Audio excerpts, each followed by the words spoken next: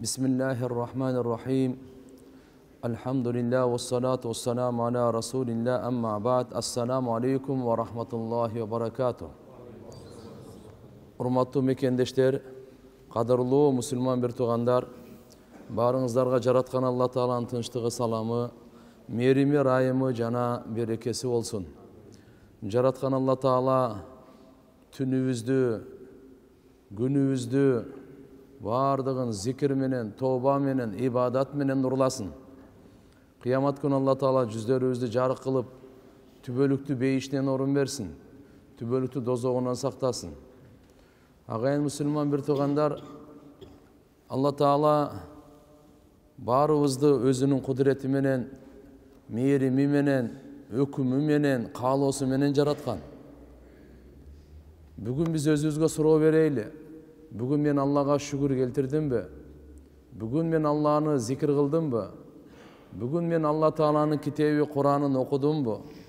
Алла Таала жиберген пайгамбардын сүннөтүн аткардымбы? Мен өзүмө суроо берейин. Сиз өзүңүзгө суроо бериң. Эртеги Аллага Куранын окубастан, китебин окубастан кантип жолугам? Кайсы бет менен жолугам? Пайгамбарыбыздын сүннөтүн аткарбастан пайгамбарыбызга кантип жолугам? Ар бир мусулман эркекте, ар бир мусулман аялда бунун пикири болуш керек. Бунун камы болуш керек. Боло турган нерсе бардыгы ал жакын. Келе турган нерсенин бардыгы узак эмес. Жараткан Алла Таала Кур'ан-ы Кариминде «Я эйюхалладина аману зкуруллаха зикран катира ва саббихуху букрата ва асила». Ey iman келтиргендер, Алланы көп эстегиле дейт. Жараткан Алла Тааланы эстегиле, ааламдын кожоюну, сиздин көзөмөлдөп турган, башкарып турган, бардык неаматын тартуулап аткан Алланы эстеңиз. Түндөсү дагы, күндүзү дагы аны арулап туруңуз. Мактоо, алкыш, сана айтып туруңуз. Алланы улуктап, таазим этип туруңуз. Жараткан Алла Субхана ва Тааланы эстөө, Аллаху акбар, жүрөккө тынчтык алып келе тургандын эшигин ача турган себеп бул. Ала би зикриллахи татмаиннул кулуб. Алланы эстегенде жүрөктөр рахаттанат. Алланы эстегенде шайтандар качат. Алланы эстегенде, ахиретти эстегенде ынтымак дагы, биримдүүлүк, достук дагы, сый урмат дагы бардыгы жанданат. Эртелүү кеч Алланы эстегиле, Алла буйрук берип атат. Бүгүн ушундай доордо, фитнанын доордо Алланы унуттура турган нерселердин арасында жашап атабыз. Бейкапар кыла турган, гафлетке алып келе турган, адам күнөө качан кылат? Качан Алладан бейкапар болгондо, качан Алладан связды үзүлгөндө, Алла Таала менен мамилени, Алла Таала менен байланыш үзүлгөндө, ошол учурдан адам күнөө кыла баштайт. Контрольсуз, же болбосо бардыгы көзөмөлдөп турса, карап турса, каяктан күнөө кылмак эле? Ошон үчүн пайгамбарыбыз саллаллаху алейхи ва саллям сахабаларды ушундай тарбия кылаган. Алардын тилдеринде зикир, жүрөктөрүндө шүгүр, денелеринде сабыр, жүрөктөрүндө алхамдулилла мухаббат бар эле. Кур'ан-ы Каримде Алла Таала мындай дейт да: "Вала тaqfu ma laysa laka bihi ilm." Билбеген нерсеңдин артынан түшпө. Билбеген нерсеңдин артынан түшпө. Көрбөгөнүңдү көрдүм деп айтпа, укпаганыңды уктум деп айтпа, билбегениңди билем деп айтпа. Эмне үчүн? Инна сам'a wal basara wal fuada kullu ulaika kana anhu mas'ula. Inna sam'a göz, kulak, wal basara göz, wal fuad жүрөк, ушулардын ар бири сураlat кыямат күнү. Fa inna Allaha sa'iluk an hadihi kulli. Hazret Katada rahmetullahi aleyhi aytkan, göz dağı, kulak dağı, жүрөк dağı her biri suralat. Allah Taala senen surayt uşunun bardığынан. Demek, ukpaganыңды uktum деп айтпа, көрбөгөнүн көрдүм деп айтпа, билбегениңди билдим деп айтпа. Вала тaqfu, Allah Taala'nın buyruğu, вала taqfu ma laysa laka bihi ilm. Bilbeysinmi, anın артынан түшпө. Алсаңа зыян. Сурагы бар. Ошон үчүн алхамдулилла туугандар, билген нерсеге күндө инсан эле Алла бүгүн пайгамбарыбыз күн сайын эртең менен кечинде 3 иреттен дуа кылат эле. Allahumma afini fis sam'i wa fil basari wa fil badani, Allahumma fil badani, Алла Таала я Алла ошо денеме, көзүмө, кулагыма афият бер, амандык бер деп. Көрүүсү жакшы болсун, угуусу жакшы болсун. Алла Тааланын нематтарын көрө билейин. Алла Тааланын буйруктарын уга билейин. Угуучу болойлу, Алланы угуучу болойлу. Бирибиз угуп атабыз, алхамдулилlah, бирок жаратканды да угуп коелу. Таксырлар, жаратканды угуп коелу. Алла Таала кулакты берген эле, ошо уксун деп берген эле. Биз Алланы укпай, шайтанды угуп, нәпсини угуп, арам нерселерди угуп. Бүгүн мынакей, бузулуу, күндөн күнгө бузулуу, күндөн күнгө бузулуу. Кур'ан оңдогонго келген, Кур'ани Карим тазалаганга келген, Кур'ани Карим баштарын бириктиргенге, ынтымактуулукту орнотконго келген. Кур'ан Алла Субхана ва Тааланын берген китеби. Өткөнкү сабактарда айттык эле, Фалак сүрөсү. Ва мин шарри хасидин ида хасад. Алла Тааладан пана тилеп, Алладан сактанууну тилеп, коргонууну тилеп. Эмнеден? Качан көрө албастыгыны баштаганда, душмандыгын баштаганда. Ва мин шарри хасид көрө албаган кишинин жамандыгынан. Көзү дагы жаман, өзү дагы жаман адамдар болот. Анда ошон жамандыгынан я Алла сактай көр, мени сакта, малымды сакта, бала чакамды сакта. Көз тиет. Көз мал мүлккө да тиет, айванга дагы тиет, инсанга дагы тиет. Ушунун баардыгы көз тийген эмне үчүн көз тийип атат? Көрө албастыктан, ачынан, сугунан тийип атат барып. Кээ бирлер атайлап мына хасад кылып атканданчы Алла Таала мына бизге пайгамбарыбыз аркылуу буну берди. Экинчиден биз өзүбүз көрө албастык кылбайлы башкаларга. Бул арам нерсе. Ушул аяттан ачык билинип атат. Пайгамбарыбыз канча деген айтты. Жүрөгүңөрдү көрө албастыктан таза кармагыла. Жүрөгүңөрдү көрө албастыктан таза кармагыла. Iyyakum wal hasad. Көрө албастыктан сактангыла. Ой, көрө албастыктан сактангыла деп. Жүрөктү көрө албастыктан тазалаган, таза кармаган, кыянаттан, текеберликтен, кара ниеттен таза кармаган, мына ушул бейиштиктердин белгиси. Бейишке кире турган адамдардын белгиси ушул. Жүрөгүндө көрө албастык болбойт экен. Жүрөгүн тазалаган адамдар ушу бейиштиктер деп айтсаң болот. Бейиштиктер деп. Жек көрүү жок жүрөгүндө. Хекыт, гыш дейт мынакей. Буларды жек көрүү жок. Бул Аллага жакындата турган макталган сыпаттар. Жүрөктүн тазалыгы Алла Таалага бул жаккан сыпаттар, Аллага жакындата турган сыпаттар. Бактылуу боло турган адамдардын сыпаттары. Абу Зар разияллаху анху Пайгамбар саллаллаху алейхи ва салламдын өзгөчө шакирттери, сахабаларынан. Имам Ахмад Байхақи келтирген риваятта Пайгамбар саллаллаху алейхи ва саллам айткан, мындай деген: "Код афлаха ман ахласа қалбаху лил иман." Чындыгында шек күмөнсүз бактылуу болду, ийгиликке жетти ким жүрөгүн калыс иман үчүн карманса. Жүрөгүн ахласа қалбаху лил иман. Калыс иман үчүн жүрөгүн туткан. Ва жаала қалбаху салима. Жүрөгүн таза кармап турган. Текебердикти киргизе көрбөйт. Кофорду, ширкти, шекти, мунафыктыкты, эки жүздүүлүк, хасадты, көрө албастыкты, жек көрүүнү жүрөгүнө киргизе койбойт да. Ошону айтып коет. Ва жаала қалбаху салима. Жүрөгүн таза кармаган. Жүрөгүн таза туткан. Так, ва лисанаху садуqan. Тилин таза кармаган, тилин чынчыл кылган. Чын сүйлөйт. Болбосо сүйлөбөй эле коет, кереги жок мага сен. Сүйлөсөм, тил меники да. Тил мага башыйт, мен кармайм буну, мен коргойм. Ошон үчүн эмнени сүйлөйм, эмнени сүйлөбөйм мен чечем. Албетте ушул нерсе бар. Сүйлөгөнгө чейин сиз кожоюн, сүйлөгөндөн кийин сөз сизге кожоюн. Ошон үчүн бул жерде пайгамбарыбыз айтат, бактылуу адамдар ким? Жүрөгүн калыс иманга таза, калыс туткан иманга. Ихлас. Экинчиси мынакей жүрөгүн таза кармап, үчүнчүсү тилин чынчыл кылган. Ва нафсаху мутмаинна. Нафсаху мутмаинна, өзүнүн нафсисин Алланын өкүмүн аткарганда рахаттана турган, бейпилдене турган кылган. Ва халикатаху мустaqima. кулк мүнөзүн оңдогон, мүнөзүн пейилин оңдогон ушул адамды пайгамбар саллаллаху алейхи вассалам не деди? Код афлаха. Мына шек күмөнсүз бушу бактылуу болду. Дүйнөдө дагы бактылуу, ахиретте дагы бактылуу. Ким? Ман ахласа калбаху лил иман. Жүрөгүн калыс иман үчүн эле койгон болду. Ихластуулук иманы жүрөгүндө мына. Важаала калбаху салима. Азыркында айткан көрө албастыктан жүрөгүн таза кармаган. Бир адамга да көрө албастык кылбайт. Бир адамга да текеберлик кылбайт.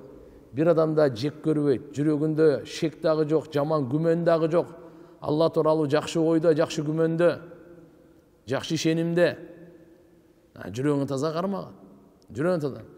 Ва лисанаху садуқан, тилин чынчыл кармаган. Мынакей караңызчы кандай сыпаттарды айтып берип атат. Ва нафсаху мутмаинна, өзүнүн напсесин кандай? Алхамда. Алланын өкүмүн аткарганда, пайгамбардын сүннөтүн аткарганда рахаттана турган, бейпилдене турган. Ва халиқатаху мустақима, жана өзүнүн мүнөзүн түз туура алып жүргөндү айтат. Алла Кур'анда айтат: "Yawma la yanfa'u malu wa la banun illa man atallah bi qalbin salim." Эртең кыямат күн бар, ага жакындап келетасыңар, даярдангыла, жакшылап даярдангыла. Ал сөзсүз боло турган ал.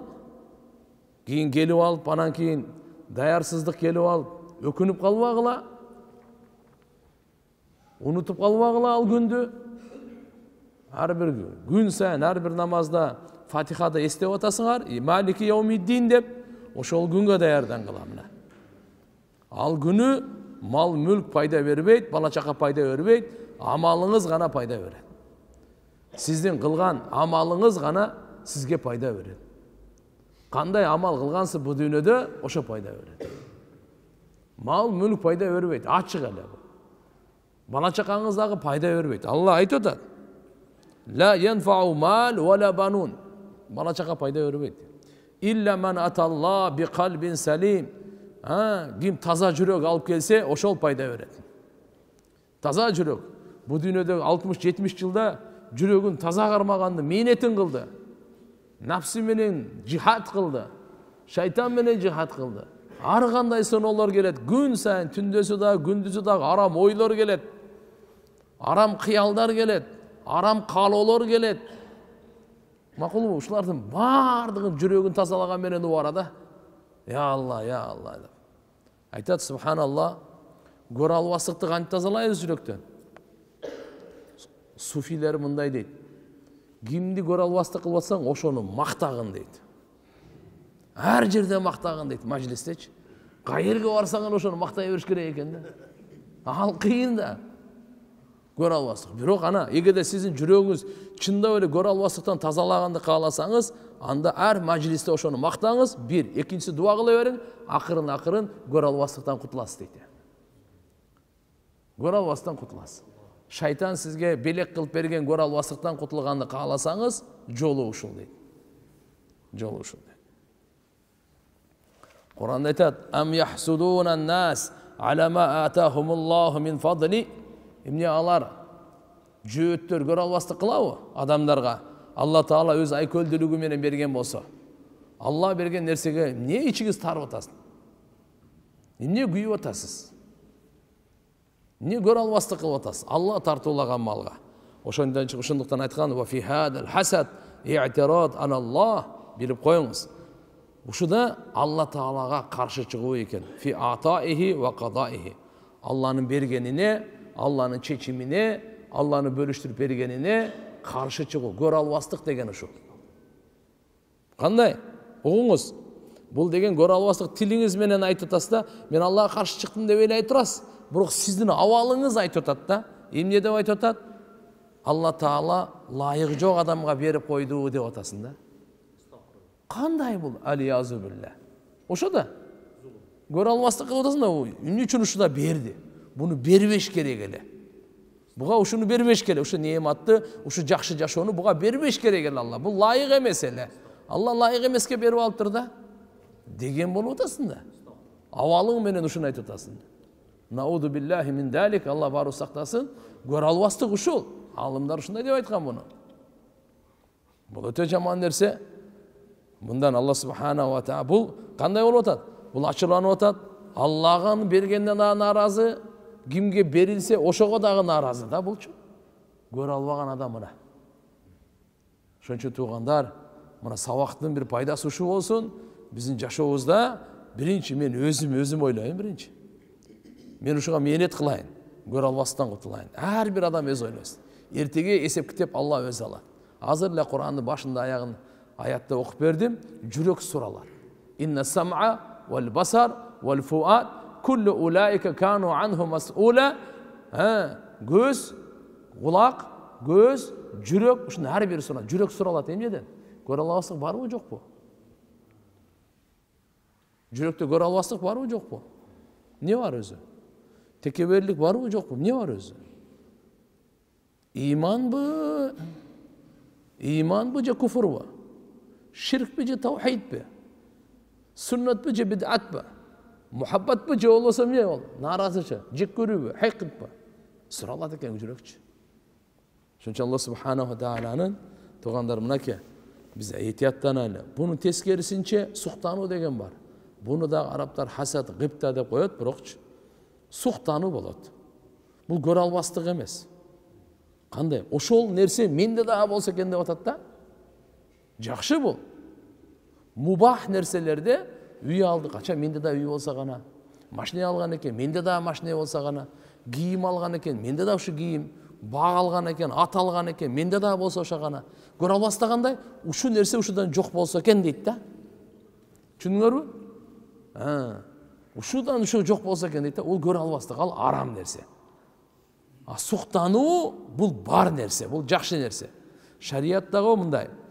Биздеги дүйнө иштеринде суктанса мейли, бирок шарияттагы жакшы амалдарда суктануу болот эле эмес, бул кызыктырылган, мустахаб, жакшы көрүлгөн амал. Суктаныш керек. Бир илимине суктаныш керек. Имам Бухари рахматуллахи алейх бабул игтибат фил илм вал хикма Сахih Бухариде ушундай бир тема түзгөн. Эмне деп? Илимге жана данышмандыкта суктануу деген. Бирөөгө Алла илим бердиби? Илимге суктанып, менде да ошондой болсо экен. Бирөөгө карылыкты берди, менде да ошондой болсо экен. Бирөөгө данышмандыкты берди, менде да ошондой болсо экен. Бирөө машалла намаз окуйт, умрага барат, кайрымдуулук кылат, садака кылат, зикир көп кылат. Жакшы амалдарына суктануу болот да. Бул көрө албастык эмес бул. Менде да болсо экен деген мындай тилек, бул тилек. Бул жакшы. Кыскасы айтканда, бардык жакшы иштерде, Аллага жакындай турган ибадаттарда, Алла разы, Алланын элчиси разы болгон амалдардын баарында суктаныш керек экен. Ошого биз өзүгө мусулман, мен да ушундай болоюн, мен да ниет кылыш керек экен ушуга. Жетпесек да, кыла албасак дагы, ошого ниет кылсак, чын жүрөктөн ниет кылсак, ошонун соогун Алла бергенге даяр. Сиз алганга даяр болсоңуз. Ибн Масуд разияллаху анхудан риваят бар, пайгамбар саллаллаху алейхи ва саллям айткан: "Ла хасада илля фи иснатайн." Азыркындай суктануу болбойт дейт. Эки нерседен башка. Так, эки нерседен башка. Биринчиси, раджулун атахуллахул хикма фа хува яқди биха ва юаллимуха. Бир кишиге Алла Таала данышмандык бериптир. Бир кишиге. Ал болсо ошо данышмандык менен чечет, ошо менен сүйлөйт, ошону адамдарга үйрөтөт. Ва раджулун атахуллах малан фасаллатаху ала халакатихи фил хак ахраджаху шейхан. Бир адамга Алла Таала мал мүлк берген экен, ал болсо туура жолдо, акыйкат жолдо ошону жок кылып сарптайт экен да. Мына бирөөгө данышмандык берген, бир кишиге мал мүлк берген, бирок данышмандыгын менен адамдарга үйрөтүп аткан. Эч кимге айтпай, өзүнө сактаган эмес. Так, мал мүлк берген, өзүнө топтоп алган эле эмес, Алланын жолуна, акыйкаттын жолун сарптап аткан. Ушуларга суктанса болот деген. Ибн Аббас, Ибн Умар разияллаху анхумадан риваят, пайгамбар саллаллаху алейхи ва саллям айткан: "Ла хасада илля фи иснатайн." Суктануу өзү эки нерседен башкага болбойт. Так, раджулун атахуллахул Кур'ан фа хува якум бихи ана ал-лейл ва ана ан-нахар. Бир кишиге Алла Кур'ан берип, ал түндөсү да, күндүзү да окуйт экен да. Түндөсү да, күндүзү да окуйт экен. Ва раджулун атахуллаху малан фа хува юнфикуху ана ал-лейл ва ана ан-нахар. Bir адамға Алла Таала мал мүлк берген екен, байлық беріптір. Ал күндізі дағы сарттаған менен уара, түндесі дағы сарттаған менен уара, ушул екі кишиге суктансаңыз болады екен. Кимге? Құран берген, түні күні оқиды ал. Біреуге мал мүлк берген, түні күні сарттайды ал. Демек, бірінші хадисте Алла Субханаху ва Таала біреуге данышмандық берді деді. Құрандан өткен данышмандық бар. Демек, Құранды Алла Субханаху ва Таала кимге берсе туған, ошоға біз суктанышыбыз керек екен, ниет кылышыбыз керек екен. Қана Алладан сұрашыбыз керек екен. Кимге Алла Таалам байлық берді, ал дағы түні күні менен сарттайды. Аныға дағы Алла Субханаху суктанып, қана менде ушундай мал мүлк болсочу депчи. Бұл дағы Сахи Бухари, Сахи Муслимде, Тирмизиде бардығында келет ушу хадистер. Эми карап туруңуз тугандар. Бир маселе, Алла Субханаху ва Таала бирөөгө ушундай неематтарын берди, өзүнө жакындата турган, разы боло турган, кээ бир өзгөчө бенделерине. Жана сиз ниет кылдыңыз, чын ниет кылдыңыз. Эгерде менде дагы ушу бир тууганыма берилген нерсе болсо гана, мен дагы кудум ушундай Алла Тааланын бендерлерине сарптайт элем, жакындайт элем деп. Эгерде чын ниетте болсоңуз, ошо сизге болбосо дагы, ошо хикмат, Куран, байлык, ушу сизде болбосо дагы, ошонун сообун сизге берет экен Алла Таала. Түндөсү күндүзү окугандын, данышмандык менен чечип элгерге үйрөткөндүн, түндөсү күндүзү мал сарптаган, бирок сизде андай ниетиңиз чын болсочу, ошону Алла Субханаху Таала сообун сизге берет экен. Бул хадисте Аби Кабша Анмари радıyallahu anhudan rivayet келет. Пайгамбар саллаллаху алейхи ва саллям айткан тугандар. Саласун деген. Үч нерсе. Уqsimu алейхинна. Үчөнү ант ичип айтам. Ва ухаддисукум хадисан фахфадуху. Силерге ушу баяндап берем, жаттап алгыла, эсиңерге тутуп алгыла, унутпагыла. Үч нерсе ант ичип айтам. Силерге баяндап берем, аны жаттап алгыла, эсиңерге тутуп алгыла дейт. Биринчи ант кайсы экен? Ма нақаса малун мин садақатин. Садақа бергенде мал эч качан азайбайт. Буга ант ичип айтам дейт. Берген мал мүлкүңүз садақа бергенде азайбайт бул. Пайгамбарыбыздын анты.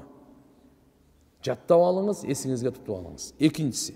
Ва ма зулима абдун мазламатан фасабара алейха илля задаху Аллах биха иззан. Кайсы бендеге зулумдук болсо, соң ал сабырдуулук кылса ошо зулумдукка, Алла Таала анын сөзсүз авирин, авторитетин көбөйтүп берет деген. Буга дагы ант. Кимге зулумдук болсо, жанат болбоңуз сиз. Ошого анан көрөк сабыр кылыңыз. Алла Тааладан келди сыноо деп билиңиз.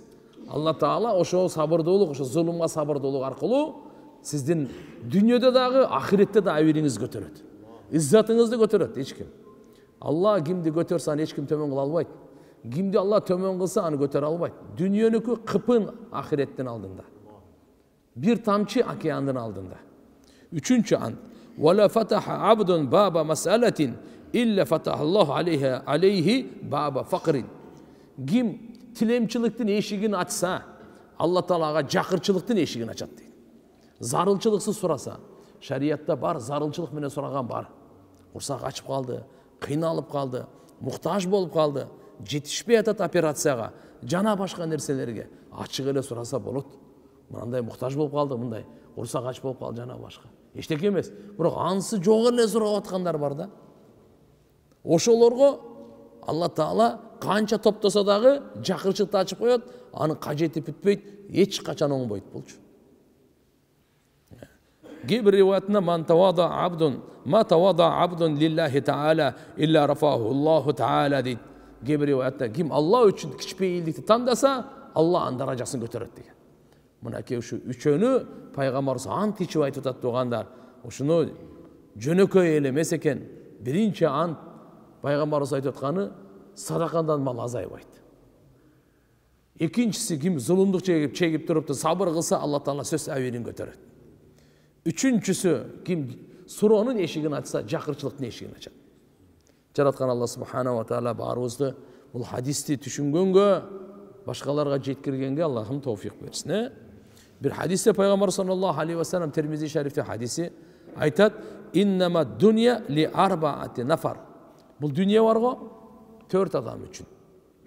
4 adam üçün. Tak. Birincisi abdun razaqahullahu taala malan ve ilman.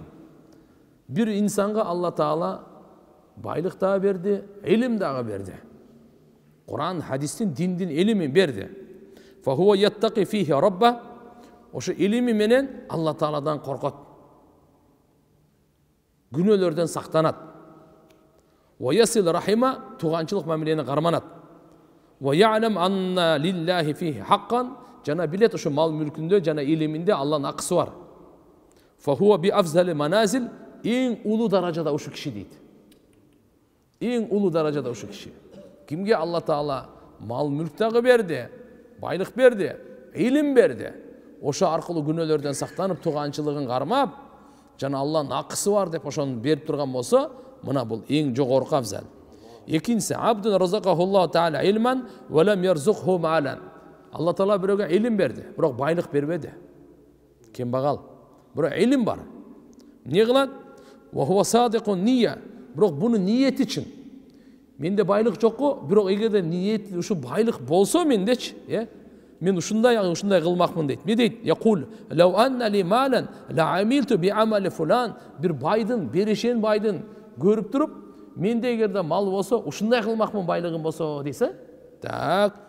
Atasaddaqu mislahu ve amalul hayrat vel mubarraat mislahu. Sadaka kılatınem kodum uşunday, jakşı işlerge sarptayt elem, kayrımdılık kılatınem kodum uşunday dese, Peygamberimiz sallallahu aleyhi ve sellem aytdı. Fa huwa bi niyetihi ve ajruhuma sawa. Bul niyetine jaraşa tavat, ekonun soğuğu teң bolat dedi.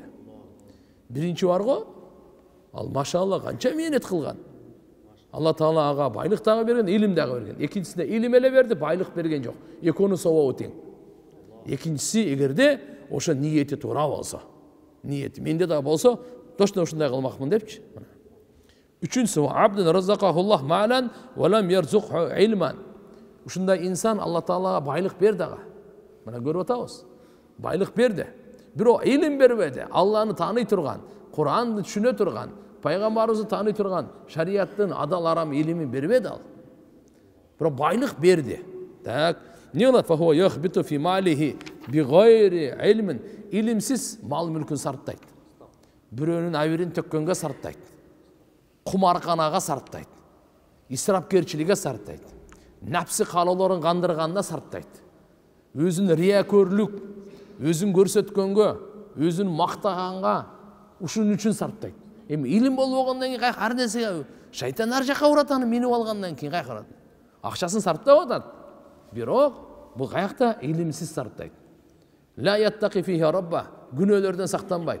Robusundan korkbayt. Ve la yaslu fiha rahima. Tuğançılık muamelesini jakşı tüzbeyt. Ve la ya'lamu lillahi fihi hakkan. Allah'ın akısı kanday eken baylığında buga göңүл burbayt. Bunu bilbeyt. Fa huwa bi akhbasil manazil. Bul darajaların en tömönküsü, en ıplası şol. En baktısızlığı, en jaman tömönküsü şol. Dördüncüsü ve abdun lam yarzuqhullahu taala malan ve la ilman. Endi uşunday bir adamga baylık dele bergen jok Allah Taala. İlim dagı bergen jok Allah Taalaga. Baylığı dele jok, ilimi dele jok. Fa huwa yaqul al aytatda law anna li malan la amiltu fihi bi amali fulan. Egerde baylığım bolganda ilimi jok da, anda palança günö kılıp atpay, oşalarda kılmakmın men dagı da. Aram nerselerdeçi. Ha, malın kanday sarptaganda, aram jollara sarptagandarda.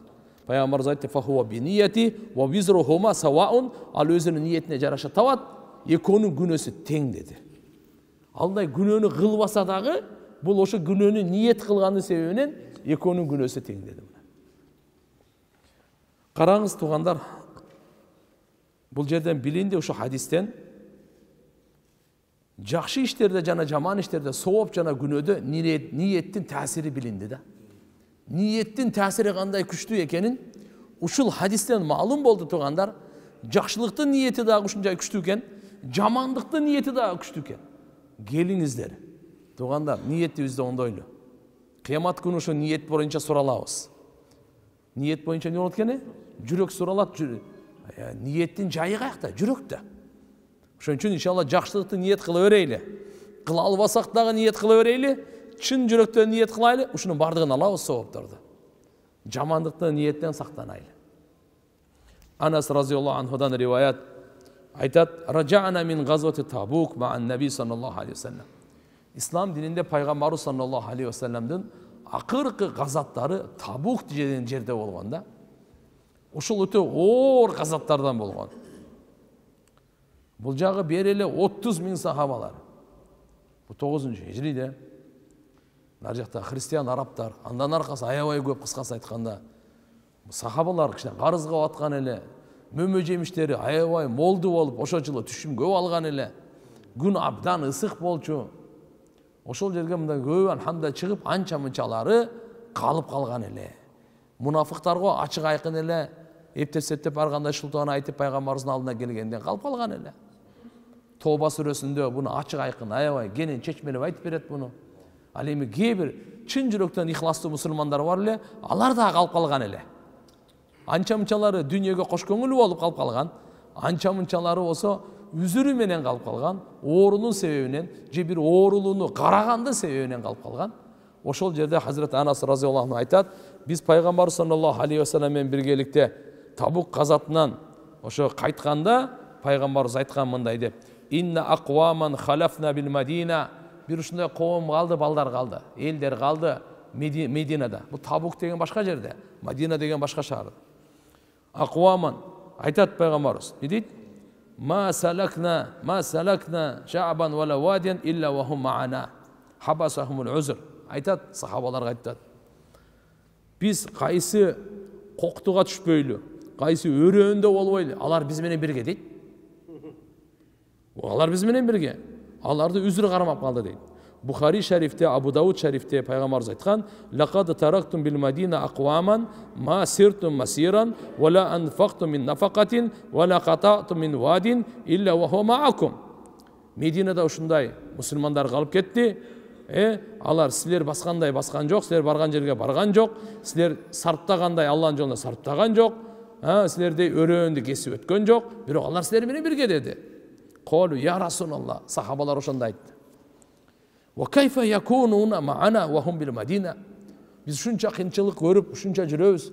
Алар Мединада туруп биз менен кандай бирге болуп калат? Соо кандай бизге бирок. Пайгамбарыбыз айтты: "Хабазахумул марад." Аларды оору кармап калбады.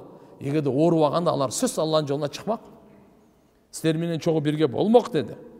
Мына жердеги айтып атканы Табук газатынан алардын үзүрү алып калды. Оору жана башка. Демек фалахум саваб би ниятихим. Аларга савап берилет ниетине жараша. Валаула узр ла хараджу ма'ан Наби саллаллаху алейхи ва саллям. Эгерде үзүрү болбогондо сөзлөр менен чыгат эле дейт. Бул эмне дегени тугандар? Пайгамбарыбыз бул хадисин кичине чечмелеп берейин. Пайгамбар саллаллаху алейхи ва саллям азыркындай оор газатка чыкканда, оор газаттын сообу да оор болот да, буну билесиздер да. Буга сарптаган, бунун дагы сообу көп, ошого жараша. Канча деген сапар, канча деген ошолор Мединада туруп эле ошолордун бардыгын соопко шерик болуп сооп алып атат. Сахабалар ошого таң калып айтып атат: "Кантип биз ушунча өрөөндү, ушунча коктуну, ушунча сапарды тартып, ушунча деген Алланын жолуна сарптап сооп алсак, алар Мединада туруп эле биз менен соопко шериктеш болобу" деп. Пайгамбарыбыз айтты: "Ооба, шериктеш болот. Аларды үзүр кармап калды" деди. Не деди? Үзүр кармап калды. Болбогондо алар деле силер менен бирге болчу. Караңызчы, эмне үчүн? Демек алар ниетине жараша сооп алат деди. Ниети биз менен чыгуу болчу, бирок чыкпай калды, мүмкүнчүлүк болбой калды. Кээ бирөөлөр келди да пайгамбар саллаллаху алейхи ва салламга улоо сурап. Пайгамбарыбыз айтты: "Мен колумда улоо болгондо силерге мингизет элем." Алар көзүнөн жаш агып, ыйлаган абалда кайтышты. Алла Таала айтты: "Булар ыйлаган абалда кайтышты" дейт мынай. Жөнөкөй эле сүйүнүп калып калган жок. Ыйлап калышты. Мына чын жүрөгүндө ниети барлар кандай билинет. Аркада калып калдык, газаттан, жихаттан калып калдык деп сүйүнүп отурган жок. Ыйлап калып калды, ушунча сооптон кур калдык деп. Ошолорго Алла субханаху ва таала жүрөктү билет да, билүүчү зат жараткандан кийин билбей анан эмне? Ошончо алардын жүрөтүндө ниети туура экенде ошончо сооп берди да. Пайгамбарыбыз айтты: "Алар силер менен бирге соопту" деди да. Ла илаха иллаллах. Абу Дарда разияллаху анхудан айтат, пайгамбар саллаллаху алейхи ва саллям айтты: "Ман ата фирашаху." Ким төшөккө жатайын деп келсе түндөсү уйкуга. Ва хува янва якум юсалли, тахажжуд намазын окуганга ниет кылды болчу. Так, минен лейли түндөсү. Фагалабату айнаху. Эки көзү үстөмдүү болду да, уйкусу үстөмдүү болуп уктап калды. Тахажжудка турбай калды. Хатта асбага таң атып калды. Кутиба лаху ма нава, эмнени ниет кылса ошо согуп берилди ага дейт да. Тахажжудту ниет кылып жаткан, тахажжудка турбай калды, сооп тахажжудтукун алды. Не болду? Мынакей. Ва кана наумуху садака алейхи мин рабби, ал эми го сооптуга тахажжудтукун алды. Уйкусу эмне болду десе, уйкусу Алла Тааланын тарабынан ага белек болду, садака болду дейт. Алла. Насаи шарифте Ибн Мажада келет. Бирок мындай да бул. Таң атчакты уктай берип анан соопту ала берет экен, о, бул бизге Кудай берди дебейли да. Аракет кылды, будильникти койгон. Я. Жакшы дарат менен, ниет менен жаткан, тахажжудка турам деп. Укпай ушу аябай чарчап калган экен. Көзүн ачса уже түн өтүп кетип, багымдат болуп калыптыр, азан айтып атат багымдатка кой. Буга анда ушундайга сооп берилет. Алла Таалам кабыл. Wa min sharri hasidin idha hasad. Ушул көрө албастыктын жамандыгынан Алла Тааладан сактанууну тилөө биздин шариятыбызда Алла Таала бизге милдеттендирди. Ушу көрө албастыктан тилеген, жаман көздөн тилеген да ушунун ичине кирет. Демек, көрө албастыктан сакта, ичинде жаман көздөн сакта дагы бар. Жаман көздөн дагы сакта деген бар. Пайгамбар саллаллаху алейхи ва саллям өзүнүн эки небересин Хасан менен Хусейн радыйаллаху анхуманы атайы ушу Алла Тааладан дем салып пана тилейт эле. Уидукума би калиматиллахи таамати мин кулли шайтан ва хамматин ва мин кулли айнин ламматин. Ушу экөөнү Алла Тааладын бардык сөздөрү менен пана тилеймин. Шайтандын жамандыгынан, жана бардык мынау жөрмөлөгөн жырткычтардын жамандыгынан, чага турган нерселерден, зыян жеткире турган нерселердин жамандыгынан, жана жаман көздөн дейт. Айнын ламматин дейт, жаман көз дейт. Себеп дегенде бул дагы адамга зыян келтирет экен. Көз болсочу, көргөн учурда, ал хасат болсо, көрө албастык барго, жок учурунда дагы бере берет да ал. Ошон үчүн айтылганы хасат бул жалпы болот. Ичинде жаман көзү да бар. Жаман көз. Жаман көздөн сактануу бул да буйрулганбыз. Анткени тугандар, бул жаман көз Кудай сактасын. Бул жерде жаман көзү менен мал мүлккө дагы, айванаттарга дагы, дыйканчылыкка дагы, субханалла, бардыгына көз тиеткен да, көз тиүү бар да. Машинеге да бар, жансыз жандуунун бардыгына көз тиет. Алла Таала ушундай жараткан инсанды, инсандын көзү чатага таксыр. Инсандын көзү эле эмес, мен бир жолу Меккеде туруп бир китеп мечитте турган экен, окуп алып, ол жаныбарлардын көзү деле тиет экен. Алардын бирок баягы сугу да. Бизде эсимде барбы, мындай сыртта мына жай кезинде чай пай ичип калсаң, ит мышык келип калат го, кайра карай берет го. Анан нанды алып туруп таштап коет да. Ошолорго ошон айтат, тамак жесеңер, итти ачка кылып же мышыкты, же болбосо канаттууну ачка кылып тамак жебегиле, сугу өтөт дейт. Сугу өтөт экен да. Ачка турса, сен бияктан шашлык жеп отурсаң, эки кишине бир нерсе берип койбойсуңбу сен? Инсансыңбы? Боору бар жаныбарга боору керлик кылы сооп. Пайгамбар айткан, ар бир боору бар жаныбарга боору керлик кылсаң сооп аласың деген. Сахабалар сураганда, инна фил бахайми ла ажран, о Алланын элчиси ушу айвандарга биз райым бизге сооп барбы дегенде, анан эмне? Айтканда, ошон үчүн азыркындай кылып базы китептерде бар. Эми ол ошол канаттуунун айвандын көзү тийип сугу өтүп аткандан кийин инсандыкычы. Кудай сактасын, тешүүлүк этет. Ошон үчүн көп дуа кылып туруш керек. Кээде ошон үчүн бул жердечи баракалла дегенди сөзү үйрөнүш керек. Эмне деш керек экен? Аны айтыңыздарчы, баракалла. Машаалла. Ла хаула ва ла куввата илля билля. Балаңызды көрсөңүз да мушуну айтыңыз. Атаңызды дагы, атыңызды да, укмуш себирип калып, өзүңдүн көзүң тийиши мүмкүн. Анан башкадан көрүп жүрө бересиң. Мен атым буту мындай болуп калды, тигинтип калды деп. Өзүңдүн көзүң тийип кетиши мүмкүн. Машаалла деп койсоң, көздү сындырат ошо. Түшүнүктүбү? Пайгамбарыбыз катуу урушкан. Халла барракта. Баракалла деп айтпай белең депчи. Эмнесе бир туганыңды өлтүрүп коесуңар көзүңөр менен деген да. Риваяттарда келет бул. Ошон үчүн тугандар мына көз тийүү бар.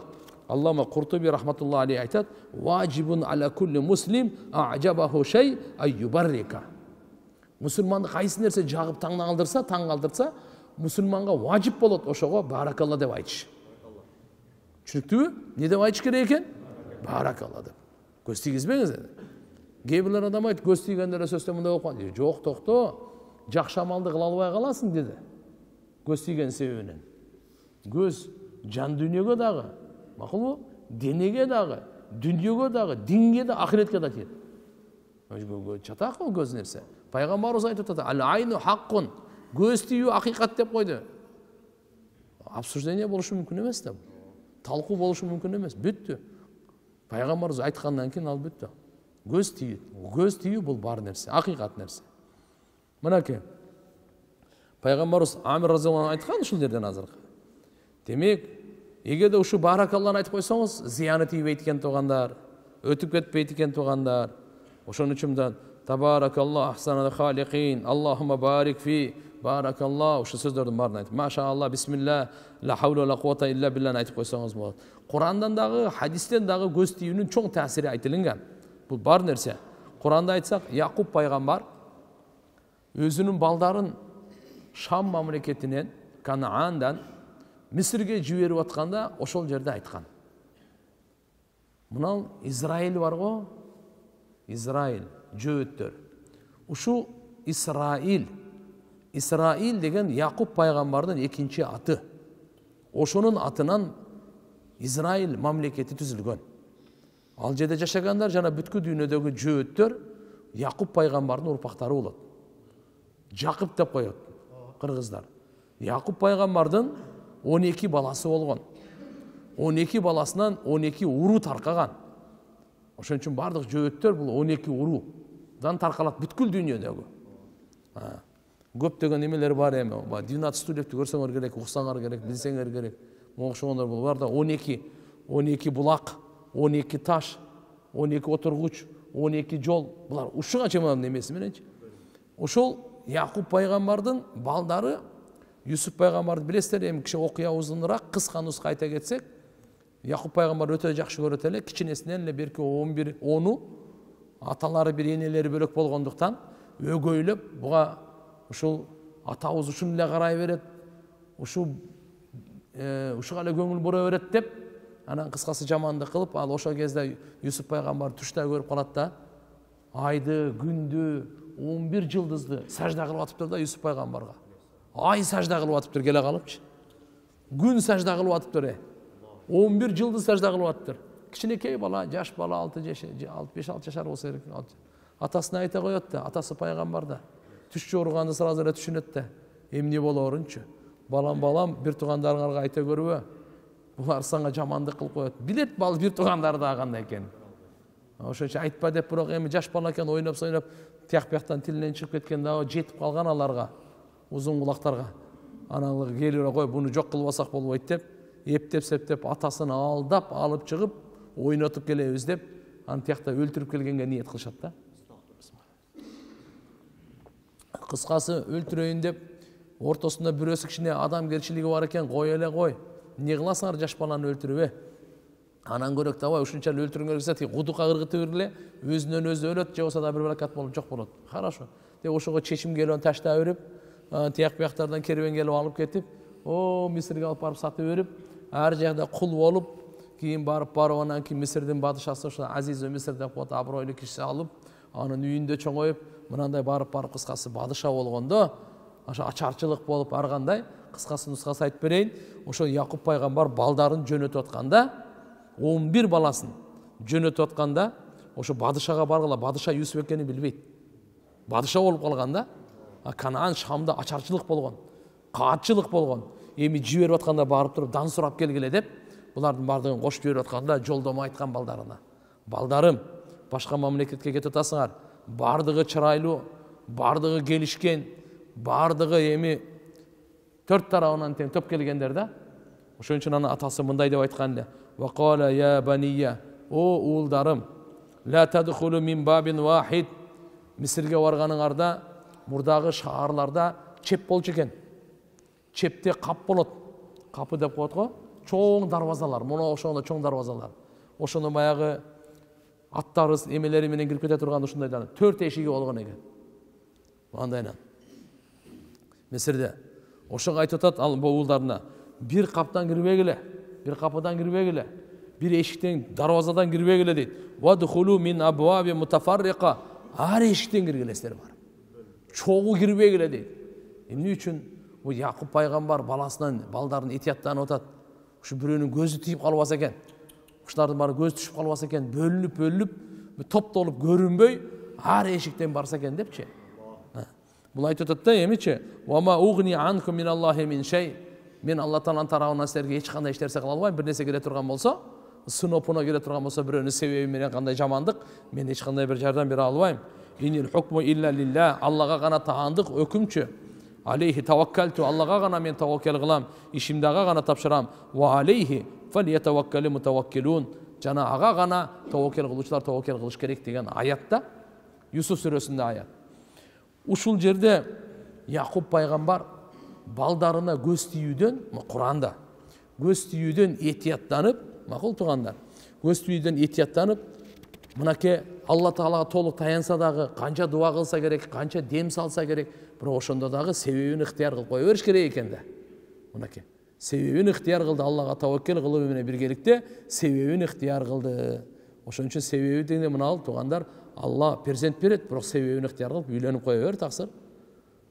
Бул ошон үчүн Алла Таала курсакта койгозот, бирок себебин ыктыяр кылып тамак жеп кое бер. Алла шифа берет, себебин ыктыяр кылып дарыланып кое бер.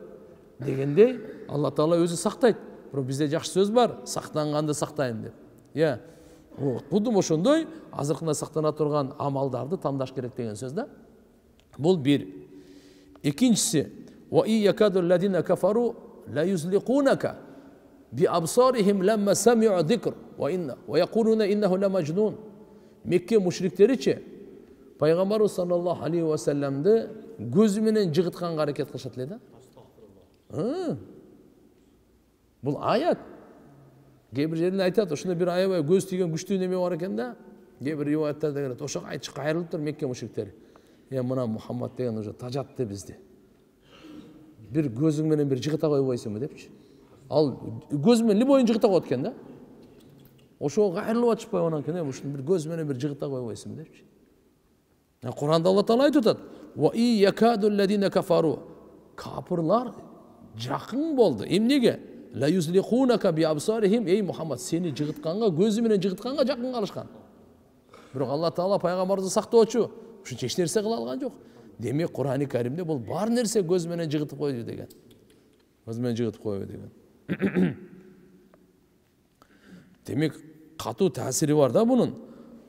Абу Хурайрадан риваят бар. Сахи Бухари, Сахи Муслимде келет. Пайгамбарыбыз айткан: "Ал-айну хаккун", көз тийүү бул акыйкат деген. Муслим шарифте риваят келет. Ибн Аббас разияллаху анхумадан пайгамбарыбыз айткан: "Ал-айну хаккун", ой тугандар, көз тийүү акыйкат.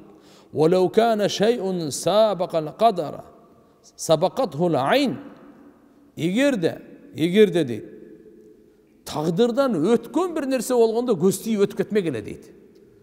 Чудасыздарбы? Эгерде тагдырдан өтө турган бир нерсе болсочу, анда көз тийүү өткөн. Бул эмне деген сөз? Машина уруп кетүү, ооруп калуу, карыганда өлүү жок. Көз тийүү менен өлгөн ушу көп болмок да. Демек ушул риваяттарда келет. Ажалдан кийин эле мындай өзүнүн мисалы ажалы кетет го, ошо тагдыр ажал деп. Ошодон кийин эле эң көп көз жумгандар көз тийүүдөн болот дейт. Эмнеден болот дейт? Көз тийүүдөн болот. Пайгамбарыбыз сөзү Сахи Муслимде келип атат. "Лау кана шай'ун сабакал кадар ласабакатхул айн".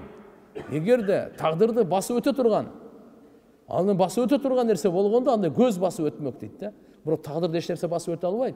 Ошондуктан көз экинчи орунда деген сөз. Көз тийүү тамаша эмес экен да.